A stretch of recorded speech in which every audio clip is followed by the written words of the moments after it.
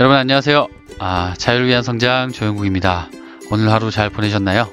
저도 오늘 바쁘게 지내다가 이제 들어와서 촬영을 합니다. 웬만하면 안 하려고 했는데 어제 발표됐던 그 국토교통부의 안전진단 정상화 방안 때문에 오늘 하루 종일 시끌시끌 하더라고요. 그래서 안 짚고 넘어갈 수가 없다 라고 해서 밤이 좀 늦었지만 촬영을 시작하겠습니다. 정상화 대책이 발표가 되고 나서 우리가 사실은 그 내용들은 어떤 기사를 찾아보거나 하면은 다 확인을 할 수가 있는데, 궁금한 부분은 그러면은 이제 어떤 아파트를 좀 주목을 해야 될까라는 부분이 좀 많이 궁금하시죠?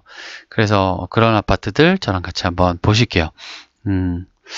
일단은 내용부터 간단하게 한번 살펴보면요. 어제 발표됐던 자료입니다. 그래서 재건축 안전진단 기준 정상화라고 얘기를 해놨는데, 이 정상화라는 표현은 바로 그런 것 같아요. 이 안전진단에 대한 기준이 진단을 할 때 어떤 항목에 몇 프로, 어떤 항목은 몇 프로, 이런 식으로 이제 가중치를 주게 돼 있는데, 그게 시대가 지나면서 계속 이 기준이 바뀌어 왔어요. 그런데 옛날 기준을 지금 다시 도입을 하겠다라는 의미입니다. 그래서 정상화라는 용어를 쓴 것 같고요. 여기에 좀 잘 표현이 된 게 있는데, 이 회색이 현행이고 그 다음에 이 파란색이 바뀌는 부분입니다. 바뀌는 거는 아마 다음 달에 바뀔 것 같고요. 내용을 보시면은 이 바뀌는 부분 중에서 이 파란색 글자 있잖아요. 이 파란색 글자를 잘 보시면 돼요. 현재는 이 아파트가 의뢰를 하게 되면은 어떤 시장 군수, 그래서 이 지자체에서 사실 하게 돼 있는데, 이 부분을 공공기관이 맡도록 하겠다. 그래서 정부가 개입을 하겠다. 결국 안전진단 통과를 잘 안 시키겠다. 이런 내용이고요. 그리고 이제 안전진단에는 예비가 있고 그 다음에 정밀이 있습니다. 예비를 통과하게 되면은 정밀 진단을 하게 되는데, 이 정밀 진단에서는 A에서부터 2등급까지 등급이 나오게 되고요. 거기서 D등급은 조건부 재건축입니다. 조건부 재건축이 되게 되면은 다시 한번 심사를 거쳐야 되는 부분이 있고요. 그런데 지금까지는 D나 2등급이 되면은 웬만하면 다 그냥 됐어요. 근데 앞으로는 D등급이 되면 적정성 검토를 좀 빡시게 하겠다. 그래서 안전진단 통과를 잘 안 시켜주겠다. 이런 내용입니다. 결국 재건축 사업을 하지 마라. 이번 정부에서 웬만하면 하지 마라. 보니까 안 되겠다. 계속 잡으려고 해도 안 잡히고 하니 아예 재건축 하지 마라. 이런 의미로 보이고요. 2등급을 받으면은 이제 재건축이 시행이 되는데, 이런 2등급도 잘 안 줄 것 같아요. 그 이유가 위에 있는데, 앞서서 말씀드렸던 재건축 안전진단 평가 항목이 있잖아요. 이 평가 항목이 기존에는 주거 환경이나 건축 마감, 설비 노후도 같은 경우로 녹물이 나온다든지 아니면 지하주차장이 없다든지 이렇게 살기 불편한 부분에 대해서 40%, 30% 이렇게 70%를 줬다라고 하면 이 부분을 감소를 시키고 구조 안전성 부분을 절반이나 50%나 보겠다라고 한 겁니다. 그러니까 구조 안전성이면 무너지기 직전까지는 재건축할 생각하지 마라. 이런 얘기로 해석이 됩니다. 그래서 재건축 사업을 거의 완벽하게 좀 막아놓은 부분이 아닌가라고 생각이 좀 들고요. 여기 보시면은 서울 지도죠. 지도가 뉴시스 기사에서 괜찮길래 하나 가져와 봤는데요.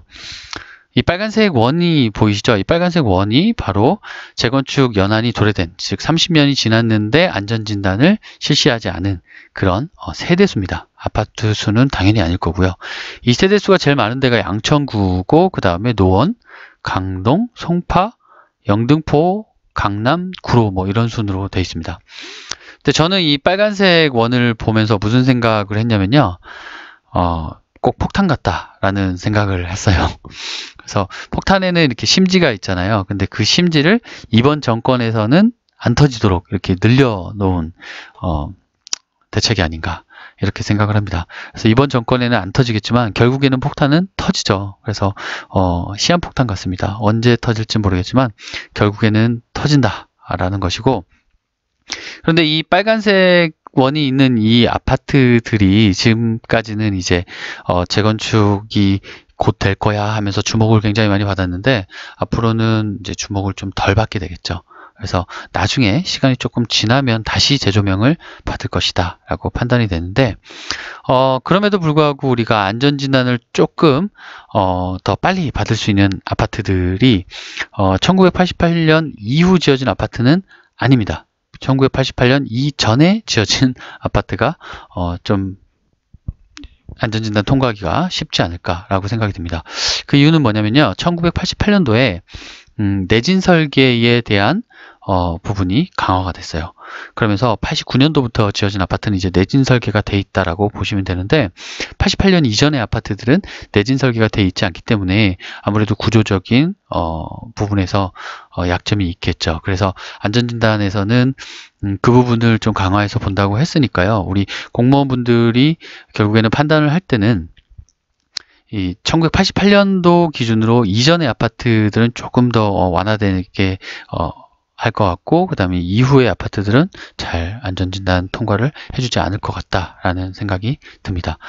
그리고 또 하나는요, 지진 우려 지역입니다. 최근에 포항이라든지 이런 경상도 지역에서 지진이 굉장히 많이 일어나고 있잖아요. 그래서 그런 부분은 사실 위험하기 때문에 안전진단 통과를 안 해줄 수가 없죠. 빨리 재건축을 해서 내진 설계가 더 강화된, 더 튼튼하게 지은 그런 건축물이 올라와야 될 거고요. 제가 이 지도를 하나 찾았는데, 이거는 1978년에서 2015년도까지 지진이 발생된 그런 진앙에 대해서 이렇게 찍어놨더라고요. 보시면 빨간색이 제일 강하게 좀 지진이 일어난 지역이고, 그 다음에 주황색 이렇습니다. 보시면은 주황색, 빨간색이 이런 경상도 지역에 좀 많이 몰려있죠. 그런 걸 볼 수가 있고요. 빨간색이 일어난 지역, 이런 지역들은 좀 안전진단 통과를 좀 빨리 해주지 않을까라는 생각이 듭니다. 참고하시고, 그 다음에 여러분들이 또 아셔야 될 게, 이제 주택 재건축, 재개발 추진 절차에 대해서 간략하게라도 좀 아셔야 돼요. 시간이 꽤 오래 걸립니다. 꽤 오래 걸리고, 그 이유는 기본 계획이 수립되고 나면 그 다음에 이제 안전진단을 받거든요. 안전진단을 통과해야만 정비구역 지정이 되고, 그 다음에 추진이, 그 다음 조합 설립이 됩니다. 그리고 사업 시행이 되고, 그리고 이제 관리처분인가가 통과가 되면 이제 건물을 부수게 되죠. 그 전에 이제 이주를 하겠고요. 건물을 다 부시고 나면 새로 짓는 과정에서 이제 분양 공고가 나서 이제 분양을 받겠죠. 이렇게 이제 한 단계 한 단계가 지나갈 때마다 아파트에서는 이렇게 플랜카드를 보통 붙여요. 그 이유는 뭐냐면 우리 아파트가 이제 한 단계 한 단계 더 새 아파트로 태어날 시기가 머지 않았어. 그러니까 빨리 투자하세요. 우리 아파트 값이 올라갑니다. 이렇게 이제 알려주는, 또 자랑질을 하는 그런 모습이 되겠죠. 근데 보시면은 주택 재건축 절차하고 재개발 절차를 보시면은 차이가 이 안전진단에 있어요. 안전진단을 받느냐 안 받느냐. 재개발은 안 받죠. 그래서 그런 부분도 참고를 좀 하시기 바랍니다.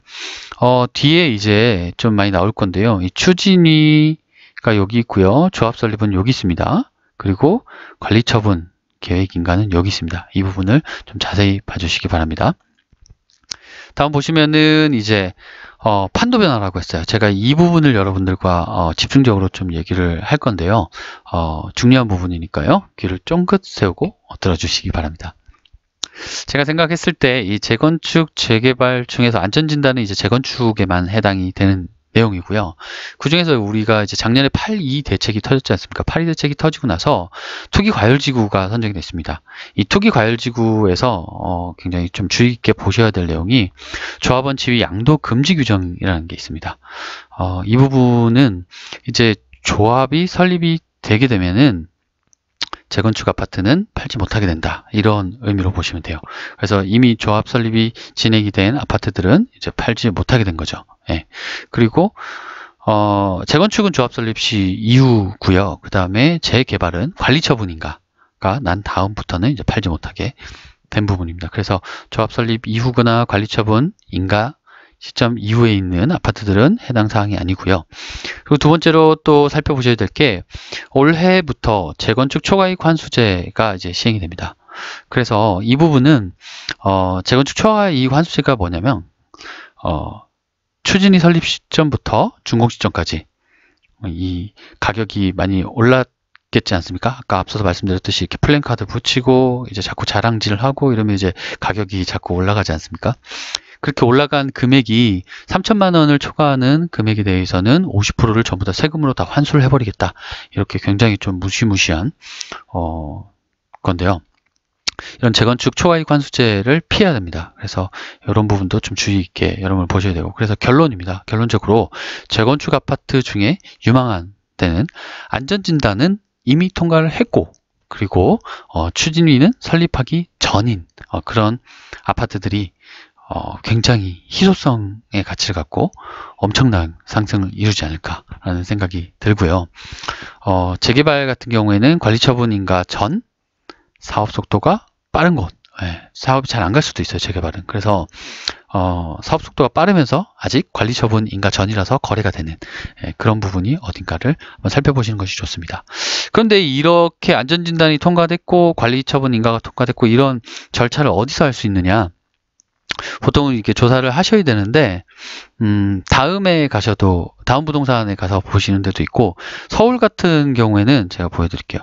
네이버에 검색을 합니다. 이렇게 클린업 시스템이라고 검색을 하시면 바로 이렇게 사이트가 나오거든요. 이 클린업 시스템을 보시면은 이런 사이트가 나와요. 그래서 여기서 정보 공개 사업장 검색을 들어가시면 네, 나오죠. 여기서 이제 서울 같은 경우에 이렇게 어디 이렇게 지역을 선택할 수가 있게 되고요.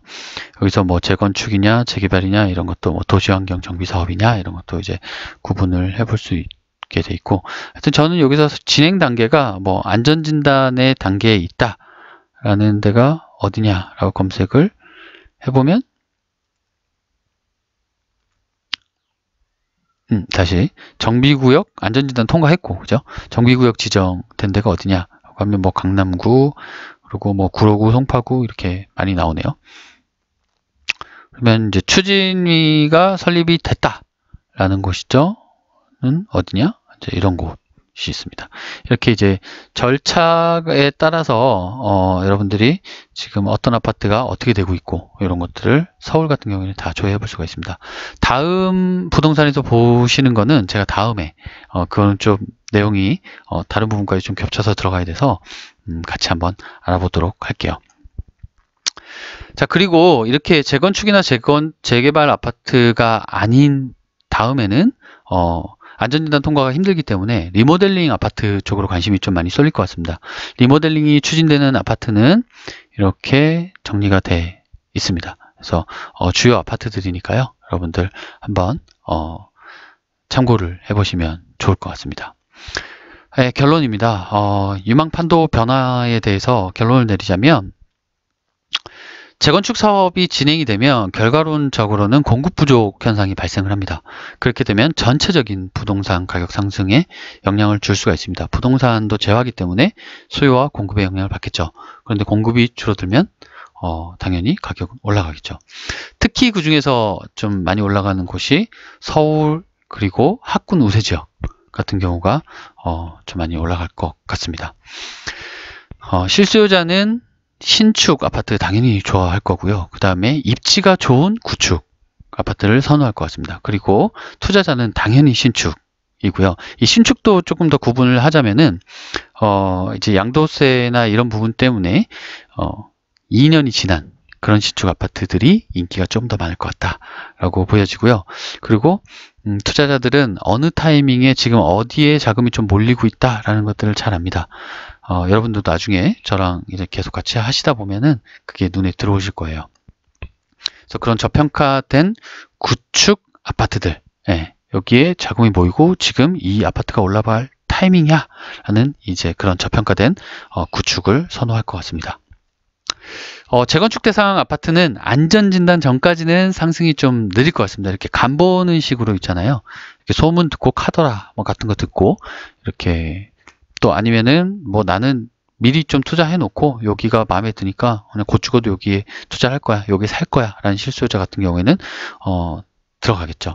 그래서 안전진단 전까지는 좀 느리게 상승을 하지만 안전진단 통과 후에는 이제 지금과 유사한 속도로 상승 속도가 좀 빠르겠다 라고 보여지고요. 상승 안 할 수는 없습니다. 왜냐면 새 아파트로 환생을 하기 때문이죠. 새 아파트는 누구나 좋아합니다. 저도 좋아합니다. 예. 그래서 상승폭은 결국에는 비슷할 거다. 그런데 기간 자체가 안전진단 전까지 좀 이렇게 간보는 기간이 생겨서 길어질 거다라는 내용이고요. 그런데 이런 재건축 대상 아파트의 안전진단 통과 전에 이런 간보는 기간의 상승은 어떻게 되느냐? 기준점이 있을 거 아닙니까? 무엇을 기준으로 삼냐면은 근처에 있는 신축 아파트들이 있겠죠. 이 근처에 있는 신축 아파트들의 가격이 변동을 함에 따라서 이 재건축 아파트의 가격이 변동을 하게 될 것 같습니다. 근데 그렇게 이렇게 변동을 하는 가격들은 다시 주변의 구축 아파트에 영향을 주게 된 거죠. 그런데 앞서서 말씀드렸듯이 지금 이렇게 대책이 나오게 되면 공급이 부족하기 때문에 신축 아파트들이 인기가 많다고 그랬잖아요. 그럼 신축 아파트 가격이 올라갈 확률이 많은데 재건축 아파트는 그 신축 아파트의 가격을 좀 따라가는 경향이 있습니다. 그렇게 되면은 재건축 아파트 가격이 올라가고 그 올라간 가격은 근처에 있는 구축 아파트에도 영향을 미칩니다. 그래서 여러분들 이제는 안전진단이 강화됐기 때문에 조금 더 재건축 아파트, 재개발 아파트 보실 때 좀 유의 깊게 보시고요. 신축에 대한 부분 또 구축 중에서도 이렇게 재건축이나 신축의 영향을 받고 또 입지가 괜찮은 부분의 지역은 늘 한번 주의 깊게 보시고 현명한 선택 되셨으면 좋겠습니다.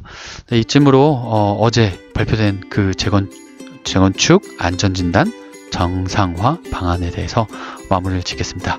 좋은 하루 되시고 항상 승리하십시오. 감사합니다.